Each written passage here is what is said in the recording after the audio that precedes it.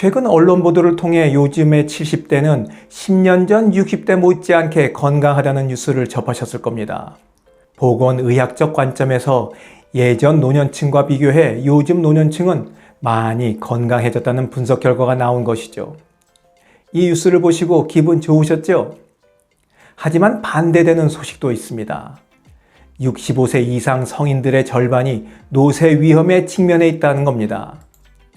나이 들면 다 몸이 노화가 되니까 여기저기 아파오고 기능이 떨어지는 게 당연하다 생각하시겠지만 노화와 노쇠는 엄연히 다르다는 것을 인식하셔야 합니다. 친구를 만나봐도 복지관에서 인생 선배분들을 살펴봐도 9988-234 99세까지 팔팔하게 살다가 2, 3일만 앓고 누웠다가 하직하는 아름다운 인생 마무리를 꿈꾸지만 이를 위한 어떤 노력도 하지 않는 게 현실입니다. 그저 아파올 때마다 병원 다니면서 치료하는 정도가 전부라고 해도 과언이 아닐 겁니다. 오늘 하루만 살펴봐도 그 간단한 손체조 한번 안 하셨잖아요. 그죠? 그러니 노쇠해질 수밖에 없는 겁니다. 노화는 나이 들어가면서 피부에 주름이 생기고 시력이 떨어지고 탈모가 생기는 것과 같은 정상적인 변화를 말하는 것은 반면 노쇠는 신체적으로 또 정신적으로 우리 몸의 기능이 급격하게 저하되면서 정상적인 생활을 하지 못하는 상태를 말합니다. 다시 말씀드려 일상생활을 살아가는데 남의 손을 빌어야 한다 이 말씀인 거예요. 노쇠해져서 정상적인 생활을 하지 못하는 상태가 되면 당연히 오랜 기간 동안 누워 지내다가 비참하게 생을 마감하게 되고 가족은 언제 끝날지도 알 수 없는 간병을 하느라 심적, 경제적으로 하루하루 지옥과 같은 큰 고통을 시달리게 됩니다. 이 과정에서 사이가 좋았던 형제, 자매, 남매들이 원수가 되어 갈라서기도 하고 행복했던 가정은 산산조각이 나기도 합니다.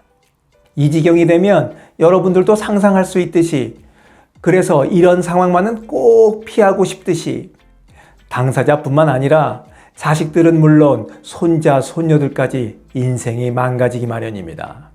그리고 사회 경제적으로도 막대한 비용을 치르게 되죠. 이게 모두 한 집안의 어른이라는 내가 평소에 운동도 하지 않고 나쁜 생활 습관도 고치지 않아서 일어난 대가라고 생각하면 너무 가혹하다고 생각하십니까? 의학계에서는 노쇠를 어떻게 정의하냐 하면 노쇠는 새롭게 발생한 질병은 아니지만 중증 질환 못지않게 중요한 오래된 신종병이라고 말합니다. 그래서 세계보건기구 WHO에서도 이미 노쇠를 질병으로 규정했습니다. 그렇다면 노쇠의 징후는 어떤 것이 있을까요? 노쇠의 대표적인 증상은 바로 근육 감소입니다. 내 몸에서 근육이 줄었는지 아닌지는 팔뚝만 살펴봐도 알 수 있습니다. 근육이 줄고 근력이 약해지면 보행이 어려워지고 그래서 걷지 않다 보면 다시 근육이 빠지고 뼈가 약해져서 골절도 잘 되는 이런 악순환에 빠지게 됩니다.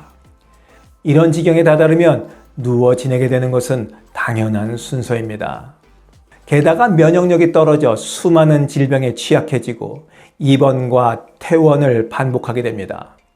더구나 노쇠한 노인은 같은 질병을 치료해도 노쇠하지 않은 노인에 비해서 잘 낫지도 않습니다. 이렇게 말씀드려도 그냥 그런가 보다 하실 분이 많으실 테니까 가장 민감해하실 돈 얘기를 하면 피부에 와 닿을 수도 있겠습니다. 노쇠해져서 혼자 거동하기 어렵고 설사 누워 지낼 수밖에 없게 된다면 그때부터 모든 게 돈입니다. 요양 등급 중 제일 낮은 등급을 받아서 요양원에 입소한다고 해도 나라에서 지원해주는 것을 빼고 본인이 부담해야 될 입원 비용은 적어도 매달 45만 원 가깝게 지불해야 합니다. 최소한 말이죠. 그냥 입원해서 누워만 있으면 답니까? 여기에 식비, 간식비, 상급 침실 등은 비급여니까 100% 본인 부담해야 합니다. 이걸 다 합치면 매월 150~60만 원은 좋게 들어간다는 계산이 나옵니다.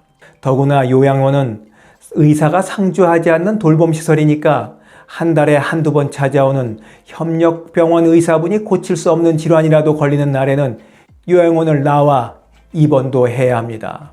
그러니 또 병원비는 따로 들어가겠죠. 입원을 하더라도 언제 퇴원할지 모르니 요양원을 취소할 수도 없습니다.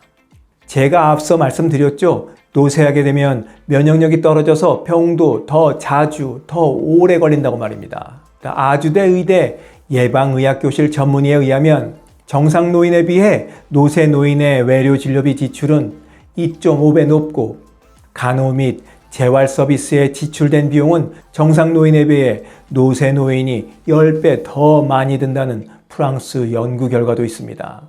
우리나라 65세 이상 성인의 절반은 두 가지 영역 이상에서 노쇠 현상을 겪는 다중 노쇠를 겪고 있습니다. 이러면 돈이 더 들어가죠. 그렇다면 노쇠를 어떻게 예방하고 지연시킬 수 있을까요? 노쇠의 대표적인 증상이 뭐라고 말씀드렸죠? 바로 근육 감소입니다. 그렇다면 걷기와 같은 유산소 운동도 좋지만 이와 함께 근력 운동을 꾸준히 해야 한다는 결론에 이르게 됩니다. 60대 중반의 노쇠 수준이 10년 뒤의 건강을 결정한다고 합니다.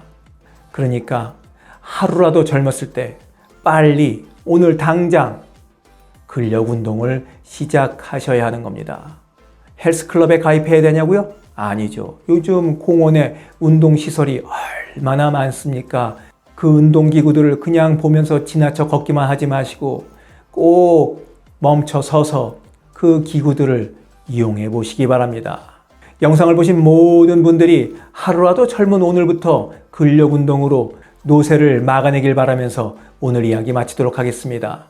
지금까지 원더풀 인생 후반전이었습니다. 감사합니다.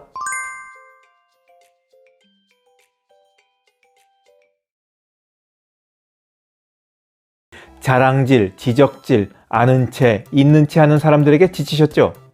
상대방의 얘기 경청하고 익은 벼처럼 겸손한 사람들이 모인 곳이 있습니다. 바로 네이버 카페 실버들의 전성시대입니다. 너무 가깝지도 너무 멀지도 않은 친구가 필요하다면 네이버 카페 실버들의 전성시대로 오시면 됩니다. 아래 댓글란 맨 위에 초대글을 올려놓을 테니까 클릭하고 들어오시면 아주 간단하게 회원가입이 됩니다. 아참, 냉소적이고 비아냥거리고 자기주장 강하고 남 얘기에 이죽거리는 분은 죄송하지만 절대 사양합니다.